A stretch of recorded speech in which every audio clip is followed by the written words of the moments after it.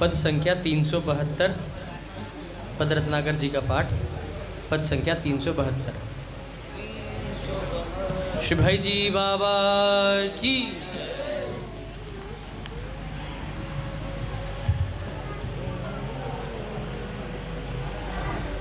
कैसो मीठो सपनो सखी वह, कैसो मीठो सपनो सखी वह, कैसो मीठो सपनो सखी वह, कैसो मीठो सपनो सखी वह, कैसो मीठो सपनो सखी वह, कैसो मीठो सपनो।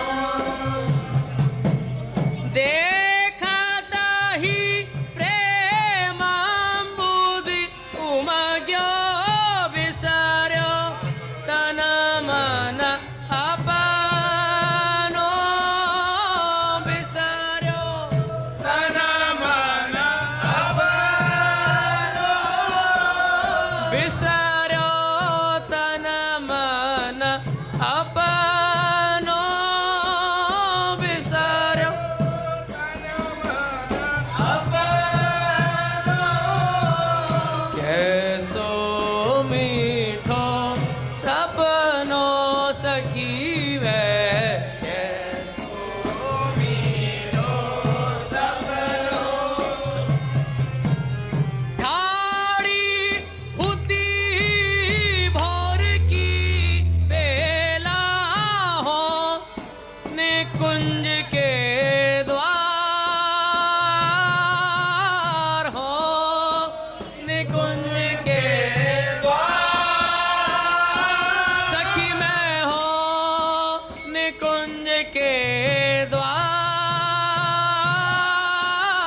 हो, निकुंज के द्वार। अति अनमनी विरह दुख पीड़ित, अति अनमनी विरह दुख पीड़ित, अति अनमनी विरह दुख पीड़ित, अति अनमनी विरह दुख पीड़ित, अति अनमनी विरह दुख पीड़ित, अति अनमनी विरह दुख पीड़ित।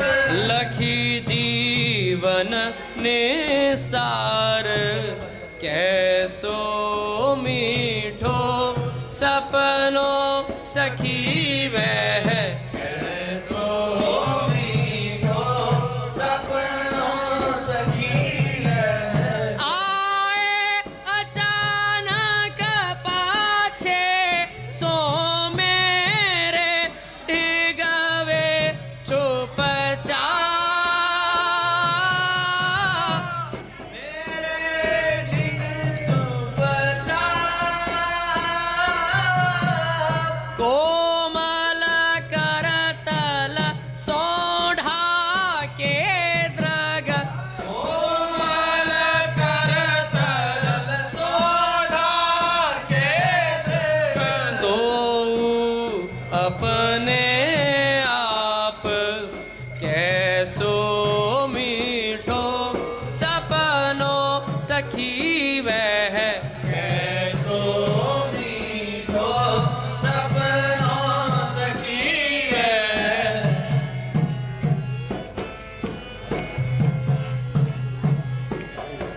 भाकर परसत बिजुरी सी दौरी बाड़्यो, अति अनुराग बाड़्यो, अति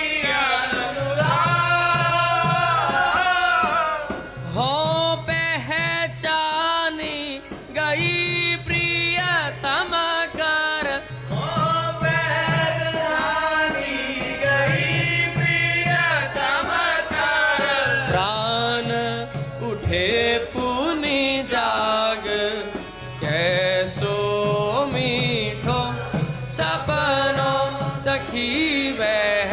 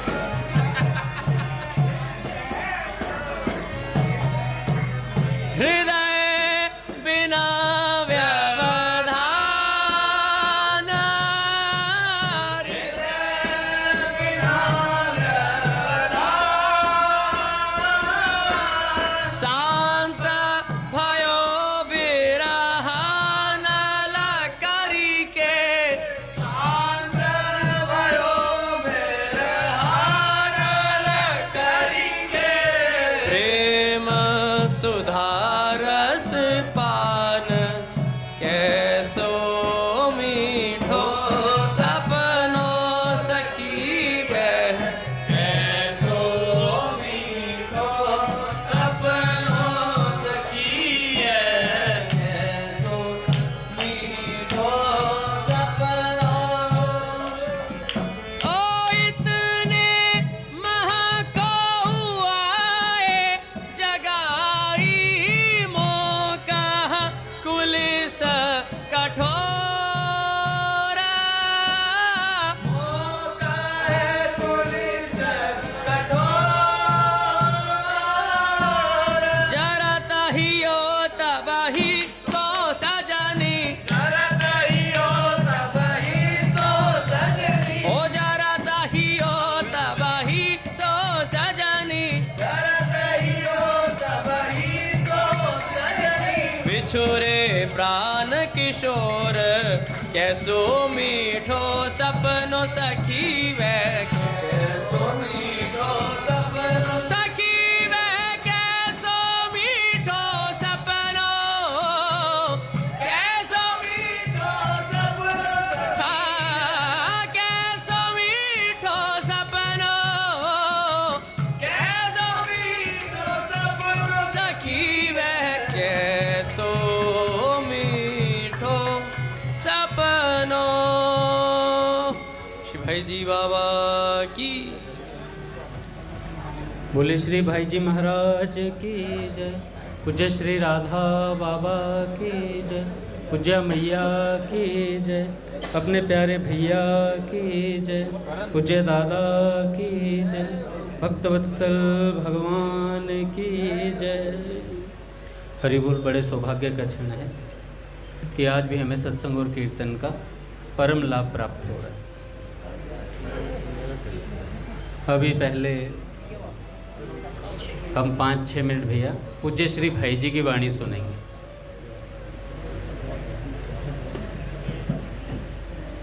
हरि बोल।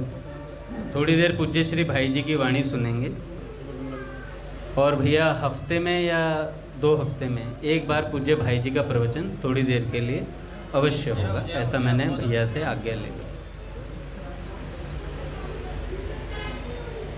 हरि बोल। साइलेंट होकर सुनेंगे सब। अनंत प्राणियों के रूप से व्यक्त आवाज बढ़ाओ।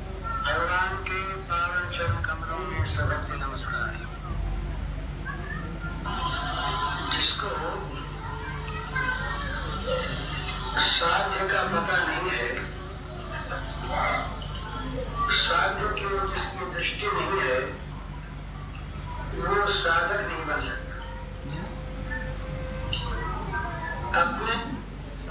जिसकी साध्य की ओर दृष्टि नहीं है वो साधक नहीं बन सकता, ऐसा भाई जी ने कहा।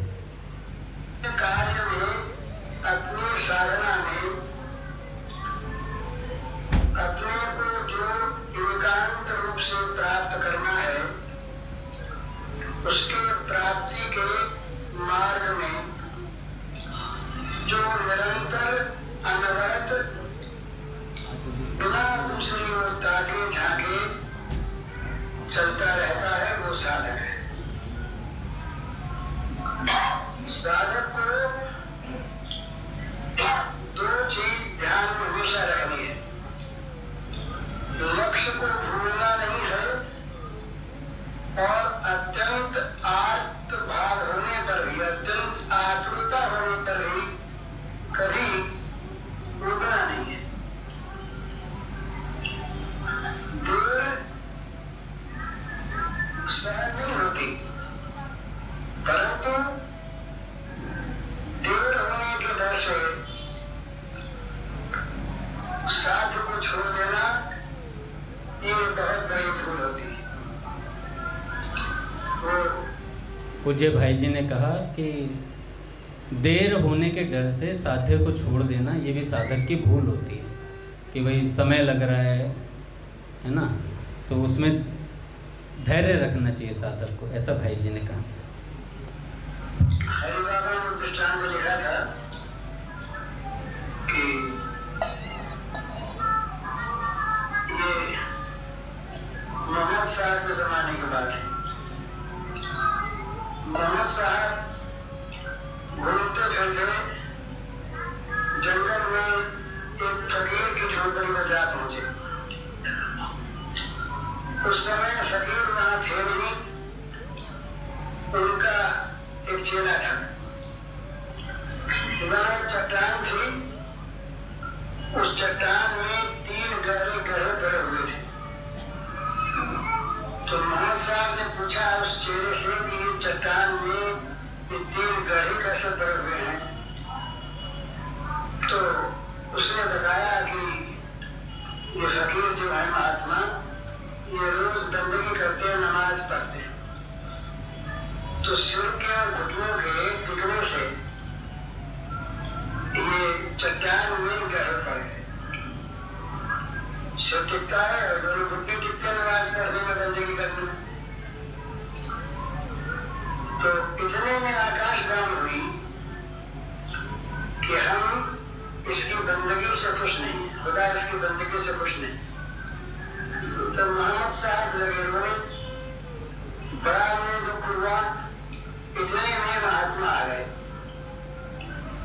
अब महात्मा तो ये थे प्रॉफिट, ये थे आचार्य। तो आचार्य के नाते महात्मा ने इनको प्रणाम किया, कहा आप रो क्यों रहे हैं? तो मोहम्मद साहब ने कहा कि आपकी इस तरह की बंदगी अगर खुदा को मंजूर नहीं है, इससे अगर खुदा खुश नहीं है, तो फिर मेरी क्या हालत होगी? मैं तो कुछ करता ही नहीं। तो मोहम्मद साहब की इस बात को सुनकर फकीर को बड़ी खुशी हुई। फकीर ने कहा, क्या आपने खुदा की वाणी सुनी? क्या सचमुच उन्होंने कह दिया कि हम खुश नहीं हैं? तो यहाँ कह तो दिया, तभी तो मुझे गंज हो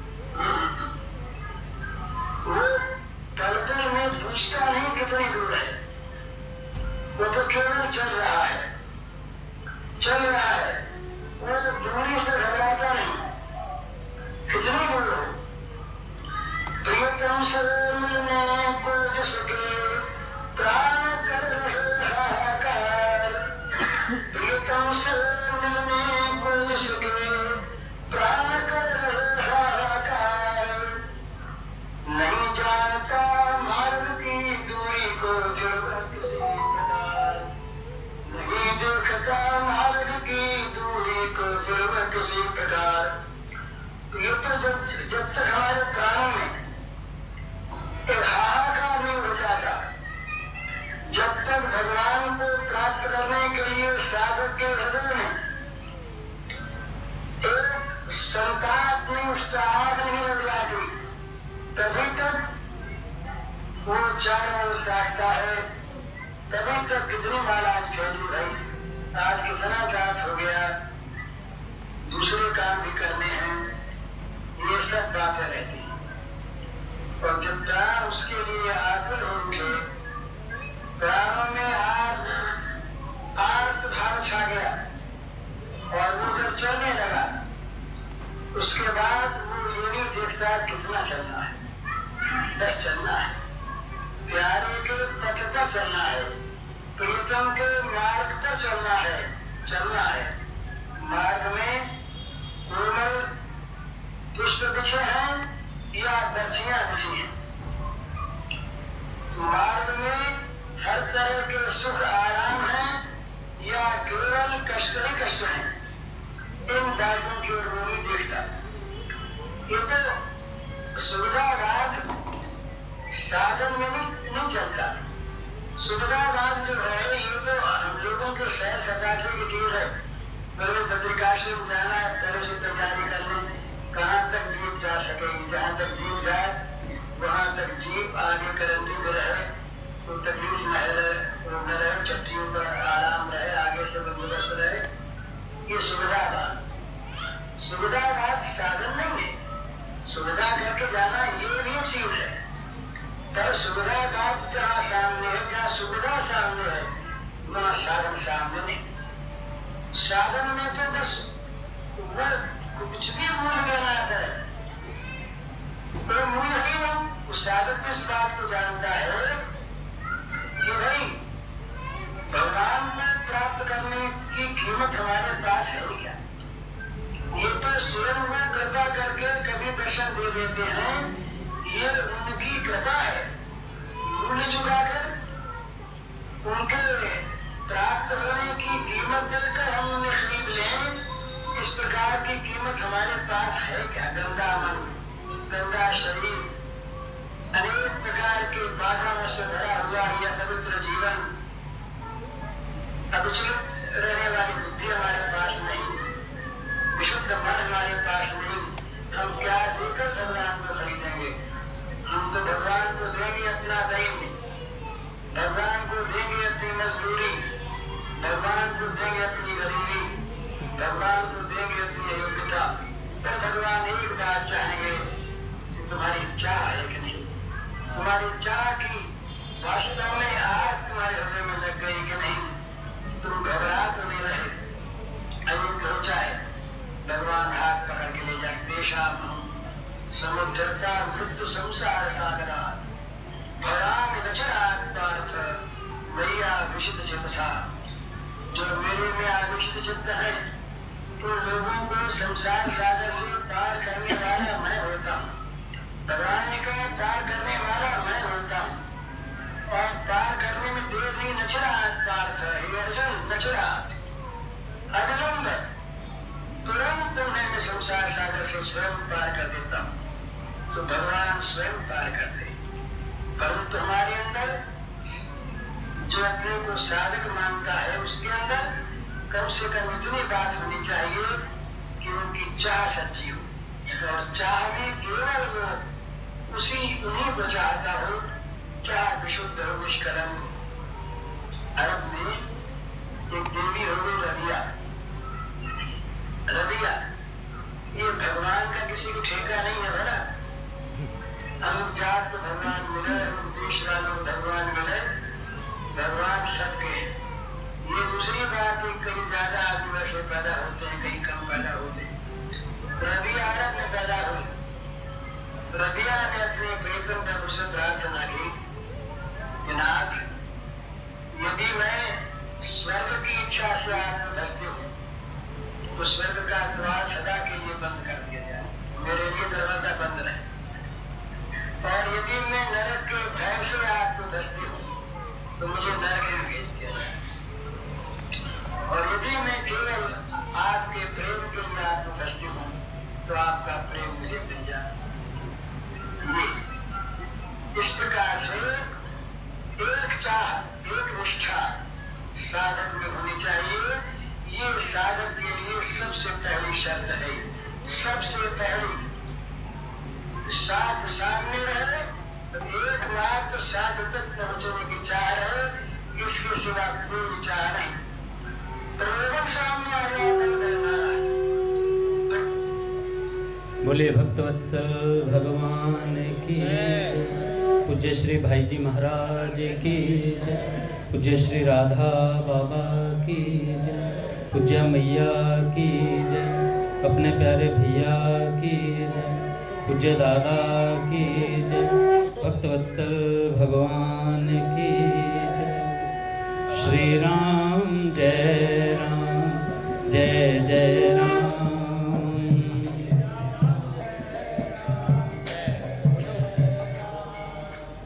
श्री राम जय राम जय जय राम।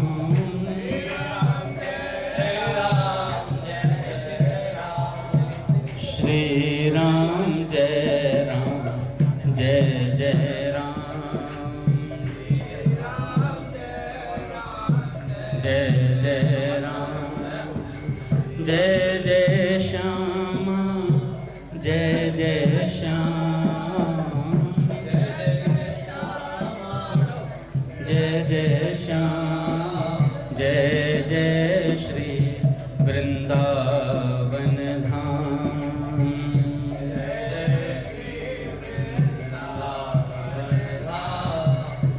बोलिए राधा माधव सरकार की जय। हरि बोल।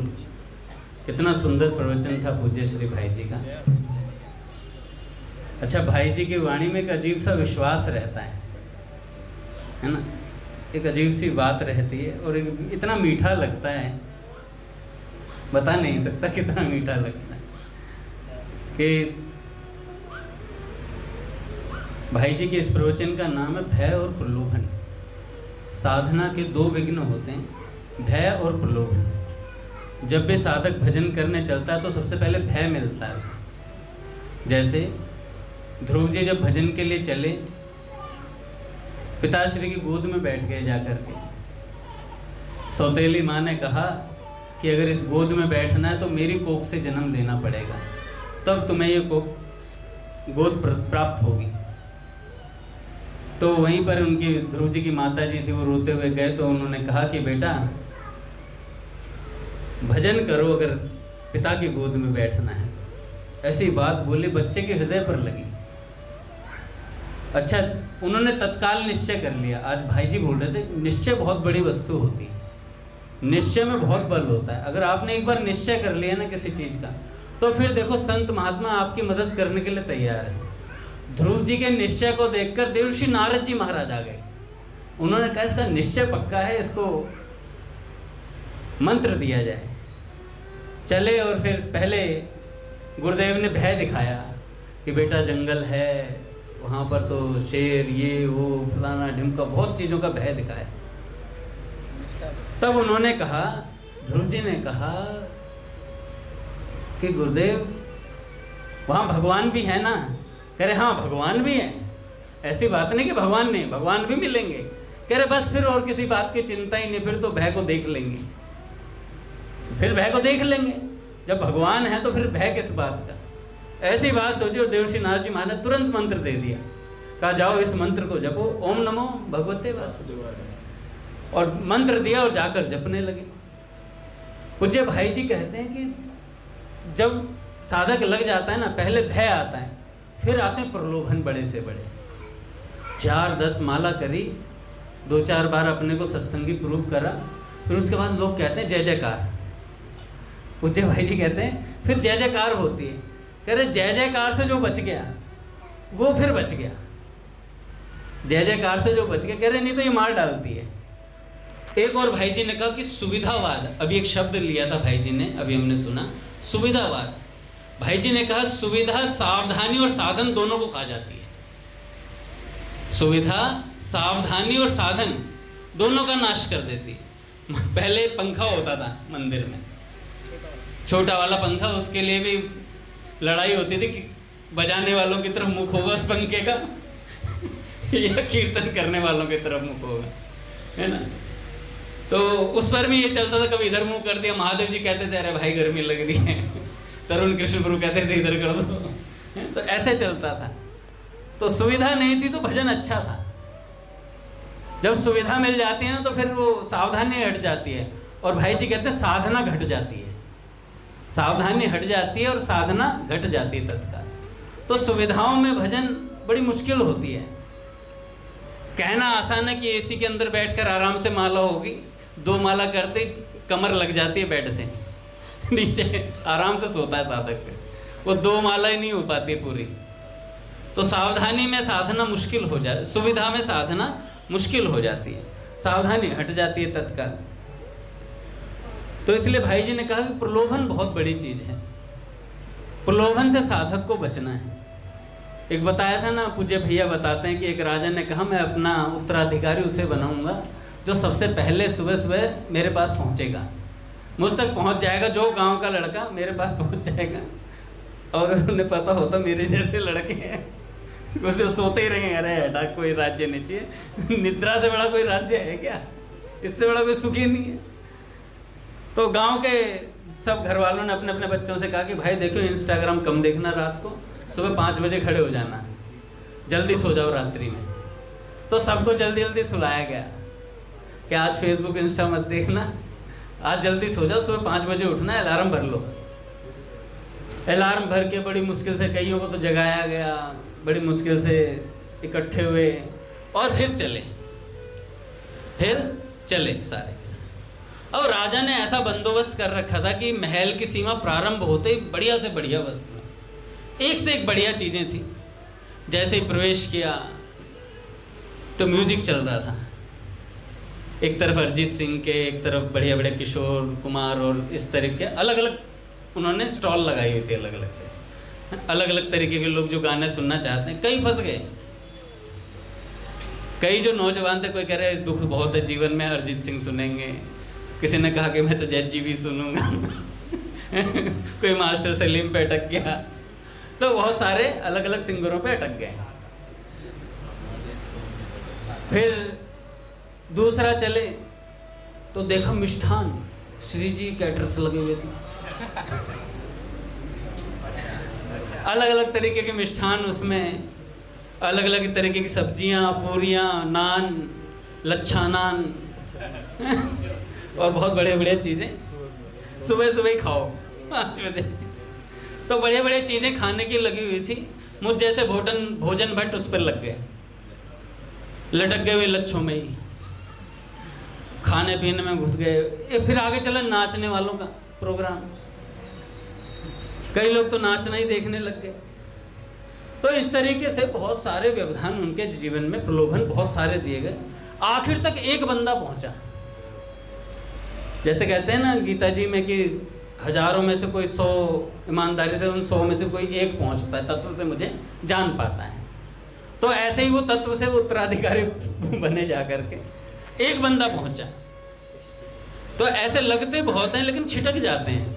कईयों के जीवन में कुछ प्रलोभन आते हैं, कोई भय से ही हट जाता है, कोई यही सोच के हट जाता है अरे यार इतने साल हो गए हमने, तो इससे अच्छा तो हम संसार में मेहनत करते, माला में मैंने 6-6 घंटे दिए, नाम जप किया, इतना मैं संसार में देता तो पता नहीं क्या बिरला टाटा अंबानी बन जाता, अनंत की जगह मैं ही होता शादी में 36 विचार आते हैं। तो भाई जी ने अभी कहा उसमें कि दूरी देखकर साधक को हटना नहीं है, उसका लक्ष्य साध्य ही होना है, उसका लक्ष्य साध्य ही रहे कि हमें भगवान को ही प्राप्त करना है। तो प्रलोभन से बचना है साधक को। बड़ी मुश्किल हो जाती है प्रलोभन से बचना, क्योंकि नौजवान लड़कों के लिए तो प्रलोभनों की बौछार है। यहाँ तो एक से एक प्रलोभन है। कई सात्विक प्रलोभन होते हैं, कई राजसी प्रलोभन होते हैं, कई तामसी होते हैं। तो साधक के सामने तो सात्विक बहुत आते हैं, ये कर दो जी, वो कर दो जी, मंदिर नहीं आने देगा बंदे को बहुत चीजें आती है। मैंने पूज्य बाबा की पुस्तक में पढ़ा था कि धर्म के नाम पर भी साधक हट जाता, कई बार लगता तो धर्म के कार्य में, फिर वो पंचायती पाल लेता है, धीरे धीरे धीरे धीरे धीरे उसका चित्त हट जाता है। इसलिए सत्संग और कीर्तन अति आवश्यक है, चाहे कोई भी हो, सिद्ध हो। सिद्ध के लिए उड़िया बाबा सरकार कहते हैं साधक को इसलिए सुनना चाहिए उसका श्री कृष्ण में प्रेम बढ़े, और सिद्ध को इसलिए सुनना चाहिए। सिद्ध किस लिए सुनते हैं सत्संग? इसलिए सुनते हैं कि भैया उनके प्राण प्रियतम श्री कृष्ण का उन्हें चिंतन होता है, उनकी लीलाओं का दर्शन होता है। अब बताओ उड़िया बाबा सरकार को क्या जरूरत है रासलीला देखने की, पर फिर भी देखते थे, दर्शन करते थे, कुटियाओं के पीछे छुप छुप के रुदन किया करते थे। हरि बाबा सरकार कैसे, पंडित जी गया प्रसाद जी महाराज हैं, अपने बाबा को देखो भैया। एक बार सत्संग हो रहा था, बारिश आ गई, बारिश आ गई काका, और बारिश में सब उठ के भगते हैं ना, जैसे मान लो बारिश आ जाए, ऊपर कुछ है नहीं, सत्संग चल रहा था, भाई जी के सिर पे वो पांडाल है, बाकी सबके ऊपर नहीं, भाई जी का प्रवचन चल रहा था। तो पूज्या बाई बैठी हुई थी, एक सज्जन और बैठे थे, शायद नर्मदा बाई जी थी उनके साथ ही। तो बाबा ने क्या किया, 3 छाते मंगवाए, कहा कि छाता लेके बैठो पर भाई जी का सत्संग छोड़ के नहीं जाना है। ऐसी बाबा की सत्संग निष्ठा थी। बाबा ने कहा छाता लेके बैठ जाओ, पानी कितना ही बरसता रहे, लेकिन सत्संग छोड़ के नहीं जाना है किसी भी तरह से। तो ऐसी बाबा की सत्संग निष्ठा थी। एक थे गीता वाटिका में पीछे रहते थे, उन्होंने तो भाई जी का प्रवचन सुना, और भाई जी ने कहा कि भजन तैल धारावत होता है, निरंतर होता है, निरंतर भजन होना चाहिए। तो उन्होंने क्या किया, निरंतर भजन करने का नियम ले लिया। अब निरंतर कार्यालय से पीछे अपनी कुटिया में जाए तो हरे कृष्ण कृष्ण कृष्ण हरे हरे, हरे राम राम राम हरे हरे। वहां से आए तो भी यही मंत्र जपते हुए आए। किसी से बात करें तो महामंत्र बोल के इशारा करके समझा दे कि भैया वहां चले जाओ, हरे कृष्ण कृष्ण कृष्ण हरे हरे, ऐसे ही समझाते थे। अच्छा, सत्संग में जाना छूट गया उनका। तो एक बार हरिवल्लभ दादा ने कहा कि क्या बात है, बंगाली सज्जन थे वो, उनसे कहा कि आप सत्संग में क्यों नहीं आते? तो उन्होंने कहा भाई जी का एक शब्द ही जीवन में उतर नहीं रहा है। उन्होंने कहा तैल धारावत भजन करना, मैं उसका प्रयास कर रहा हूँ। तो उन्होंने कहा फिर भी कोई बात नहीं, फिर भी सत्संग में आना चाहिए आपको, आप भजन का प्रयास करते रहिए लेकिन सत्संग में जरूर आइए। तो ऐसे ऐसे सत्संगी हुए। एक अपने रघु बाबा हुए। जब हम बासे में, गीता वाटिका के बासे में प्रसाद पाते हैं तो वहीं पर रघु बाबा का वो जगह है, वहाँ चित्र भी लगा हुआ है शायद। तो रघु बाबा थे, तो रघु बाबा निरंतर सत्संग सुनते थे। भाई जी जब प्रवचन करते तो भाई जी जब प्रवचन करते रहते, जब तक भगवान की बात बताते रहते तब तक एक टक नज़र मिला के भाई जी से सत्संग सुनते रहते थे। और जैसे ही भाई जी संसार की चर्चा छेड़ते, क्योंकि भाई जी तो सामाजिक थे, उनको सबका लोक व्यवहार निभाना पड़ता था, तो भाई जी ने सब लोक व्यवहार निभाते। तो सत्संग में क्या कई बार क्या होता भैया कि इधर उधर की बात चल जाती थी, जैसे राजनेताओं से संबंधित ऐसी बात। तो रघु बाबा क्या करते थे, जैसे ही इधर उधर की बात चलती तो रोने लगते थे सत्संग में बैठ के कि मेरे प्रभु के बात से हट गए बाबूजी, कहीं और चिंतन चला गया बाबूजी का।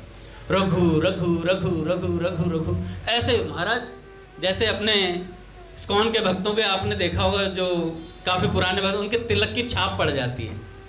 तिलक नहीं भी लगाएंगे तो इस जगह पे पूरा उनका तिलक बना ही रहता है। तो ऐसे ही रघु बाबा के नेत्रों में यह निशान बन गए थे, ऐसे बहते थे नेत्र, निरंतर रघु रघु रघु रघु रघु रघु ऐसे करते रहते थे। एक बार उनके राम जी जो थे, उनके पास चित्रपट था, उसमें पूरा राम दरबार था। उनको केले का भोग लगाने के लिए आए, तो उसमें केले का जो भोग लगा, वो उसमें ना एक केला सड़ा हुआ आ गया। तो भाई जी को ये बात पता चल गई। तो भाई जी ने जब देखा कि केला सड़ा हुआ है और राम जी को भोग लगा, अच्छा उनके राम जी बात करते थे उनसे, उस चित्रपट में से साक्षात दर्शन देते थे और बात करते थे रघु बाबा से। जब उस केले को देखा तो रघु बाबा निरंतर रो रहे थे, भोग लगा राम जी को। तब भाई जी ने कहा कि आज के बाद इनका विशेष ख्याल रखा जाए प्रसाद को देखकर, और मैं स्वयं इस बात की जांच पड़ताल करूंगा कि प्रसाद बराबर सही प्रसाद पहुंच रहा है नहीं पहुंच रहा है भोग के लिए। आज भी वो चित्रपट है किन्हीं सज्जन के पास कलकत्ता, अपने कुछ भक्तों ने दर्शन भी करें शायद उस चित्रपट के, जब श्री माँ के वहाँ मिलने गए थे पूज्य भैया, शायद 2010 में उस समय की बात है जब गए थे भक्त लोग, तो चित्रपट आज भी है। तो ऐसे ऐसे भक्त हुए हैं जिन्होंने अपना जीवन ना केवल साध्य की तरफ रखा, हटे ही नहीं साध्य से। अपने घनश्याम दास ठाकुर जी को देख लीजिए, जीवन भर, एक बार उनके भैया ना मन में आई, ठाकुर जी क्या करते थे, महामंत्र का जप किया करते थे, और महामंत्र का जप करते तो जैसे भैया कई बार होता है ना कि मन में आती कुछ लिखें भगवान के लिए, मन में आते, ये भी बहुत अच्छी बात है अगर कोई लिख पाता है तो। लेकिन ठाकुर जी ने जब अब महाराज जी से कहा, महाराज जी मैं कुछ लिखना चाहता हूँ भगवान के लिए, तो महाराज जी ने कहा क्यों, जब मैं समय ज़्यादा है क्या आपके पास, हरे कृष्ण महामंत्र की माला बढ़ा दो, हरे कृष्ण महामंत्र की माला बढ़ा दो। तो उन्होंने, महाराज जी ने साफ मना कर दिया, महाराज जी ने कहा जब लिखवाना होगा ना प्रभु तुमसे लिखवा लेंगे, अभी तुम नाम जप करो। तो महाराज 3-3 लाख नाम जप करते थे और विलक्षण रीति से करते थे, रात्रि में घूम घूम के नींद आती तो छत पे चले जाते थे, ऐसे नाम जप किया करते थे।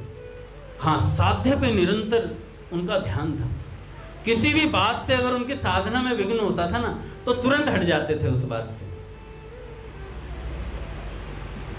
वो बात हमने सुनी है कि एक बार कहीं चाय पीने की मन में आई तो महाराज जी चाय पीने के लिए, नहीं कानपुर नहीं था वो, मध्य प्रदेश की कोई जगह थी, MP गए थे किसी जगह पे, तो वहाँ जाकर के स्टेशन पे चाय पी, महाराज जी ने चाय बनवाई बढ़िया सी और ठाकुर जी के लिए दूध बनवा दिया, और दूध के ऊपर थोड़ी रबड़ी तैर रही थी, मलाई। तो ठाकुर जी ने क्या किया, अब मेरे जैसा होता मैं तो महाराज जी थोड़ी और मलाई, पर ठाकुर जी ने क्या किया, ठाकुर जी ने वो दूध लिया मलाई वाला और महाराज चुपचाप नाली में डाल दिया, क्योंकि उसमें मलाई थी, बिल्कुल नहीं पिया। ये बात महाराज जी ने देख ली। अच्छा, महाराज जी नाराज नहीं हुए, महाराज जी ने एक शब्द नहीं बोला, भीतर ही भीतर इतने प्रसन्न हुए कि देखो इसका वैराग्य अभी भी उच्च शिखर पर है, कितनी ऊंचाई की स्थिति पर है। अपनी माता जी, उनकी जो माता जी थी ठाकुर जी की, मिलने आई उनसे, का बड़ा विलक्षण दृश्य था। जब इस चरित्र को पढ़ा था वो दृश्य सबसे मेरे को करुणापूर्ण लगा था, क्योंकि माता जी मिलने आई थी, कुछ दिन तक साथ रही, तो ठाकुर जी ने कहा ठीक है माँ मैं गांव चलता हूँ साथ में। तो जमुना जी में नाव में बैठाया माँ को और खुद भी बैठ गए, और जब बीच में पहुंच गई नाव, कूद गए नाव से और पीछे मुड़ के नहीं देखा माँ की तरफ, और नाव वाले से कह दिया ले जाओ गांव छोड़ देना, गांव छोड़ देना, पीछे मुड़ के नहीं देखा बिल्कुल भी। ऐसा वैराग्य था। वो बार बार कहते थे मेरे भजन में विघ्न नहीं होना चाहिए किसी भी तरीके से, भजन का विघ्न स्वीकार नहीं था ठाकुर जी को। ऐसे ही महाराज जी, पूज्य बालकृष्ण दास जी महाराज, उनके परिवार वाले भी आए थे। महाराज जी ने कहा मुझे मिलना नहीं। ठीक है, बहुत बढ़िया बात है, मिले। वो भी मनोहर दास बाबा जी ने, पूज्य और जो परिकर था सारा का सारा, उन्होंने ज़बरदस्ती कहा था कि हम आपके पूरे परिवार से मिलना चाहते हैं एक बार। तब महाराज जी ने अनुमति दी थी कि चलो मिलवा लाता हूँ। तब वहाँ पे प्रोग्राम हुआ, तब महाराज जी गए, अन्यथा तो कोई मतलब ही नहीं रहता था, कोई मतलब ही नहीं रहता। तो ऐसे साधक जन हुए। पूज्य गया प्रसाद जी महाराज कहते हैं साधन ही साधन को बढ़ाता है, साधन ही साधन को बढ़ाता है, और साधन ही साधक को बचाता है, साधन ही साधक को बचाता है। और तीसरा आता है साधन ही साधक को साध्य से मिलवाता है।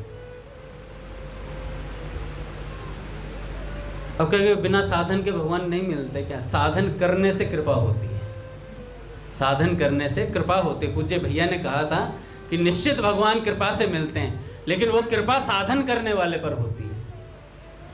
साधन करना, अच्छा साधन किसे मानते हैं? सिर्फ माला करना साधन थोड़ी है।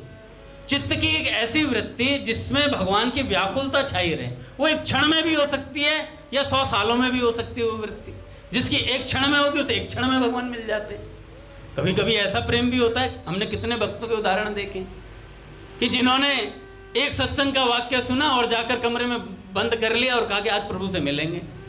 मिलने के लिए बैठ गए, तत्परता हुई, व्याकुलता हुई, मिल गए भगवान झट से। मैं उनको सुन रहा था, श्याम सुहागिन बहन का चरित्र मैंने बाबा की पुस्तक में पढ़ा। कहाँ वो पाकिस्तान के उसमें पंजाब में रहती थी और वहां पर महाराज बचपन से ही कोई और ठौर था नहीं। जब बालिका थी तो धीरे धीरे बड़ी हुई तो उन्होंने शायद कीर्तन में या सत्संग में कुछ ऐसी बात सुनी थी कि बरिए मारो चुड़लो अमर हो जाए। कैसे था वो? ऐसे वर को क्यों वरूं जो जन्म लेत मर जाए, बरिए गिरधर लाल को मारो चुड़लो अमर है जाए।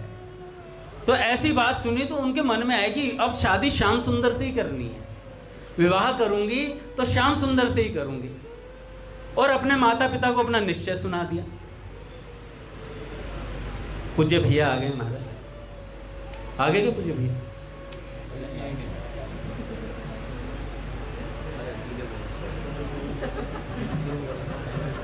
तो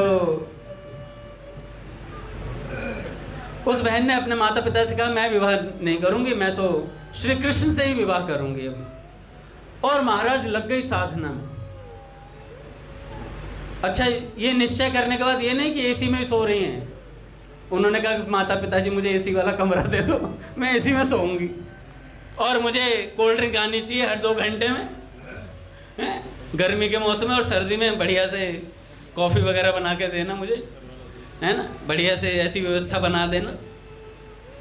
तो वो जो बहन थी वो लग गई भजन के अंदर। पूरा दिन कमरा बंद करके केवल श्री कृष्ण का चिंतन कि मुझे श्री कृष्ण से विवाह करना है, श्री कृष्ण से विवाह करना है। ऐसी उनके अंदर जिद पकड़ ली उन्होंने। और जब जिद पकड़ ली तो भगवान, तो भैया ऐसे प्रेमियों पे भगवान लुटे पिटे रहते हैं। वो एक जगह स्नान करने जाया करती थी, वहीं पास में कोई नदी थी शायद, नहीं सतलुज तो बाद में ले गए थे भगवान, बाद में पहले क्या, वहीं पर पास में कोई नदी थी, वहां पर वो स्नान करने जाया करती थी सुबह से। और जब गई, सुबह सुबह जाया करती, तो एक दिन क्या हुआ, सुबह सुबह एक लड़का मिला। लड़का था बहुत सुंदर। उस लड़के ने देखा, वाह माशाल्लाह। बाबा ने लिखा हो पुस्तक में, बाबा ने कहा मुझे नहीं पता कि श्री कृष्ण उर्दू में क्यों बोले, पर श्री कृष्ण बोले उर्दू में ही। माशाल्लाह क्या हुस्न है। पर अगर ये केश बने हुए होते ना तो और गजब ढा दिया होता तुमने। और उसने सुना पहली बार किसी लड़के ने उसे ऐसे बोला तो वो तो तिल मिला गई एकदम से। तुम बहुत बदतमीज हो, ऐसे कैसे बात कर रहे हो मुझसे। माशाल्लाह गुस्सा भी कमाल है भाई। और वो बात बात पे ऐसे ही करे।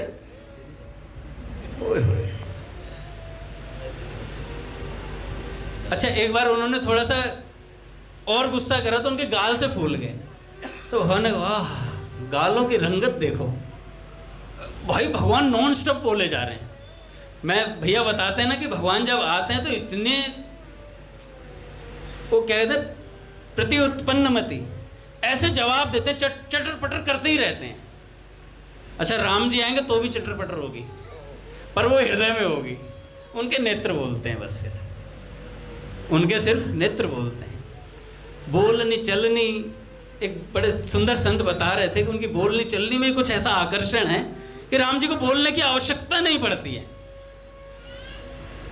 जब गए थे ना चित्रकूट, सांप और बिच्छू ने तो डंक तोड़ दिए अपने।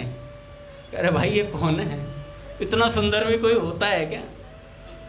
तो जब उस बालक ने उस बहन से बार बार उन्हें प्रयास किया, उनको उकसाने, कहने लगे बाल बहुत बेकार बना रखे, बाल नहीं बना सकते तो बाल बनाओ तो गजब लगोगी। तो उन्होंने कहा बाल तो अब हमारे लिए हमारे श्री कृष्ण ही बनाएंगे हमें। तब ऐसी बात बोली। अच्छा, पूज्य प्राची दीदी की एक बात याद आ गई। पूज्य प्राची दीदी के भी केश उलझे रहते थे, वो नहीं बनाते थे। तो उनके प्रथम बार केश किसने बनाए थे, मुझे आज भी याद है। एक सुगंधा नाम की सखी थी, पूज्य भैया ने अपने घर पे बताया था, उन्होंने पहली बार आकर केश संवारे थे पूज्य प्राची दीदी। कैसे रहती हो तुम ऐसे उलझे बालों में, उन्होंने आकर केश बनाए थे। और उन्होंने कहा कृष्ण, श्री कृष्ण हैं वो मेरे केशों को संवारेंगे, तुम कौन होते हो ऐसे बोलने वाले। इतने में उन्होंने बोला, जरा गौर तो फरमाइए, जिन्हें आप ढूंढ रही कहीं हम ना हो। ऐसे बोला, जिन्हें आप ढूंढ रही हो कहीं हम ना हुए। और इतना कहकर वो अदृश्य हो गया। और भैया जब ऐसा होता है ना कि श्री कृष्ण मिल लें, जब तक नहीं मिले तब तक तो फिर भी धैर्य बंध जाता है, लेकिन मिल के चले जाएं फिर धैर्य नहीं बंध पाता है। फिर तो भैया फिर नहीं रह सकता साधक, फिर उसको चैन नहीं पड़ेगा। वो फटाफट अपने घर गई और जाकर कमरे में रुदन करने लगी, खूब जोर जोर से रोए। हाय, वो आए थे और मुझसे ऐसे चपर चपर बातें कर रहे थे, मैं पहचान नहीं पाई उन्हें, ये तो बहुत गड़बड़ हो गई मुझसे। और ऐसे सोचते सोचते रात्रि के 3 बजे कमरे में एक प्रकाश हुआ। फिर उन्होंने बोला, लगता है जिन्हें आप ढूंढ रही हो कहीं हम ही तो नहीं है। ऐसा बोल के वो कमरे में आ गए, प्रकट हो गए कमरे में। और आते ही बोलने लगे, लगता है हमसे प्रेम भी हो गया है आपको, माशाअल्लाह गजब हो गया। तो उन्होंने कहा, अब तो केश बना दो तुम्हारे। तो उन्होंने कहा, हाँ हाँ बनाइए। और महाराज श्री कृष्ण ने उनके बालों को सुलझाया और अच्छी सी चोटी गूंथी उनकी, और गले से लगाया उन्हें। और महाराज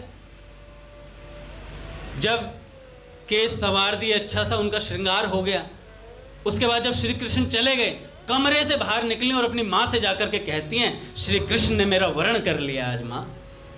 और जैसे ही माँ ने उनका सौंदर्य देखा तो उनकी माँ भी समझ गई कि आज श्री कृष्ण ने इन्हें अपना लिया है, मतलब श्री कृष्ण दूल्हा बन गए इनके।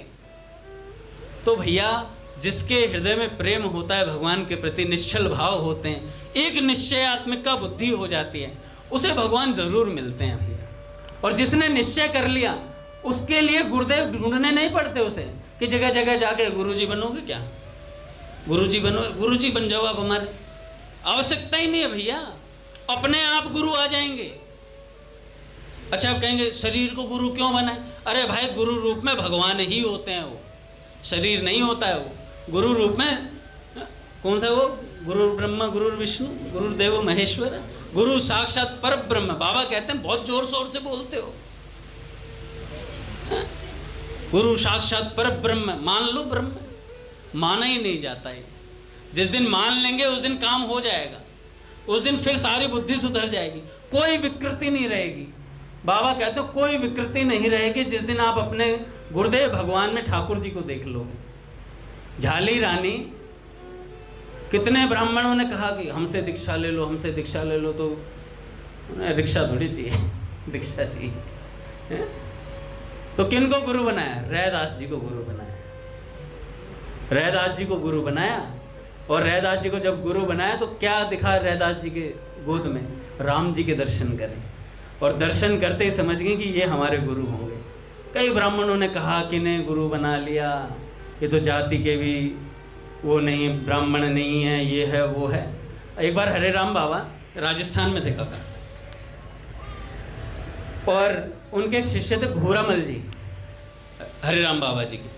तो भूरामल जी के वहीं पर स्थान में उनका निवास था, और बाबा ना दिन भर में 85 मटके जल पीते थे, मटकों में जल पीते थे, यूं करा वो पूरा मटका खाली। और मटकों के बीच में ही उन्होंने आसन लगाया हुआ था अपना, उन्हीं मटकों के बीच में वहीं स्नान करते, अपना सब कुछ बढ़िया, जल पीने का मन करता मटका उठाते पी लेते, पूरा मटका खाली। तो सोचो दिन भर में 50 मटके खाली करते थे जल के, और वो लाते थे भूरामल जी, भूरामल जी लाते थे मटके भर भर के पानी। भैया राजस्थान में पानी कमी थी, तो क्या हुआ, एक सज्जन आए, वो ब्राह्मण थे और आया करते थे गुरु जी के पास।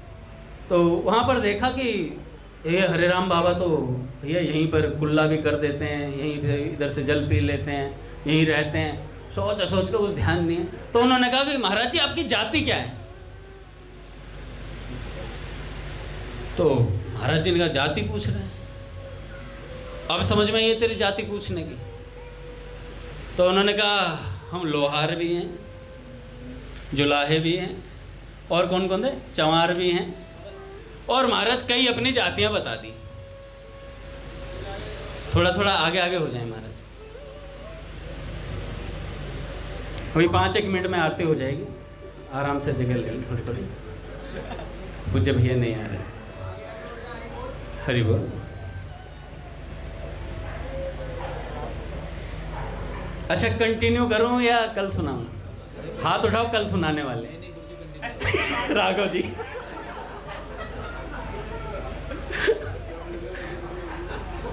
देखो पीछे हाथ तो उठाना कई चाहते पर उठा नहीं पा रहे हैं। कोई बात नहीं, सबने इसलिए नहीं उठाया कि कंटिन्यू मत करो। चलो ये हरे राम बाबा जी की बात बता के फिर आप लोगों की छुट्टी है। तो क्या हुआ, बाबा ने कहा कि भाई हम जुलाहे भी हैं और महाराज चमार भी हैं, लोहार भी हैं, और महाराज कई जातियां बता दी। तो उन्होंने कहा यार क्या अजीब सी क्या बात है। तो जाकर भूरामल जी से बोला उन्होंने कि भैया क्या कौन से महात्मा को रखा हुआ है तुमने अपने यहाँ पर? कहते जुलाहा भी मैं हूँ, हैं चमार भी मैं हूँ, और 3-4 जातियाँ और बता दी, पता नहीं कितनी जाति बता रहे हैं अपने। कैसे जल यार यहाँ पे सोच के कुछ नियम है नहीं है। तो भूरामल जी तो समझते थे सब बातें। तो भूरामल जी ने कहा कि जो जो जातियाँ उन्होंने बताई हैं जाकर उनसे पूछो कि उनके जो पिता हैं, पितामह का नाम पूछो जा करके, तब तुम्हें पता चलेगा। जाके उन्होंने कहा आप अच्छा इस जाति को तो बताओ कौन आपके पितामह कौन थे? तो उन्होंने कहा राम बाबा पहले बताओ, तुम्हारी बुद्धि में तो प्रश्न आ नहीं सकता। जो जाति पूछ ले जा साधु की, उसकी बुद्धि में इतना बढ़िया प्रश्न नहीं आ सकता। कह रहे प्रश्न कैसे भी आया हो पहले ये बताओ। कह रहे कबीरदास, चमार इसलिए हूँ मैं रैदास। और महाराज सारे संतों के नाम बताने शुरू करे। वो नतमस्तक हो गए वहीं, कहने लगे गुरुदेव क्षमा कर दो मुझे कि नाम देव रैदास कबीरा, नाम देव रैदास कबीरा, सेना धना पीपामति धीरा, सेना धना पीपामति धीरा। तो भैया सारे संतों के नाम बता दिए। तो भैया ऐसे सिद्ध संत होते हैं, एक से बढ़कर एक संत है महाराज। इन्होंने एक यजमान से कहा, यजमान ने इनसे बोला कि बाबा हमारे यहाँ प्रसाद पाओ। प्रसाद पाओ, कह रहे ठीक है। कह बाबा बाल भोग में क्या लोगे? पतित पावन जी राजस्थान में थे उस समय हरिराम बाबा जी के साथ। तो पतित पावन जी से कहा कि बाल भोग में टमाटर ले आओ 5 किलो। ये गए जनकपुरी की सब्जी मंडी, दौड़े दौड़े 5 किलो टमाटर। भैया जनकपुरी हर जगह होती है, कभी दिल्ली में देखो जनकपुरी, ईस्ट वेस्ट, राजस्थान में भी होगी कहीं ना कहीं। मैंने तो ऐसे नाम ले दिया, हो सकती है।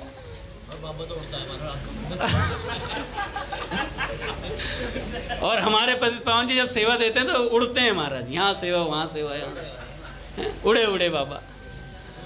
तो उन्होंने कहा टमाटर लेंगे बाल भोग में, 5 किलो टमाटर लाए। अब दोपहर का समय हुआ, बाबा राजभोग में क्या लोगे? टमाटर। 5 किलो टमाटर फिर लाए। रात्रि में बाबा अब क्या लोगे? कह रहे टमाटर। 5 किलो टमाटर फिर लाए। गांव में टमाटर की कमी होगी, लोगों ने क्या आमचूर पाउडर से सब्जी बनाई। कह रहे भाई टमाटर नहीं मिल रहे कटाई के लिए। तो भैया अगले दिन फिर बाबा क्या लोगे बाल भोग में? कह रहे टमाटर। ओ भाई टमाटर ही टमाटर, भाई पूरे जिले में टमाटर खत्म हो गए। इतना टमाटर खाया बाबा ने, 5-6 दिन निपटाए रखा उन्हें। तो उन्होंने कहा बाबा टमाटर खत्म हो गए, आज के बाद मत बोलिए, अभी तो सलाद चल रही थी कि बाबा भोग लगाओ हमारे यहाँ, प्रसाद पाओ। अभी तो तुम तो सलाद ही पूरी नहीं कर पाए, अभी तो मैं सलाद ही खा रहा हूँ, मेन कोर्स पे तो आए नहीं। तो भैया ऐसे सिद्ध संत हैं, इनको भगवान मिले हैं भैया। तो सिद्ध संतों के पास सिद्ध बातें होती हैं भैया। अपने पूज्य भाई जी ने आज प्रवचन में बताया कि भैया सुविधा साधना को खा जाती है और सावधानी हटा देती है भैया, सावधानी हटा देती है सत्संग। तो इसलिए भैया खूब अच्छे से मेहनत से साध्य पे दृष्टि रहे, किसी भी प्रकार से हमारे भजन का नाश ना हो। आइए नारायणपुर 5 मिनट तुम्हें भी लाभ दूंगा, आइए वेलकम। चलिए आरती कर लेते हैं। श्री राम जय जय राम। बाहर धक्का दे रहे।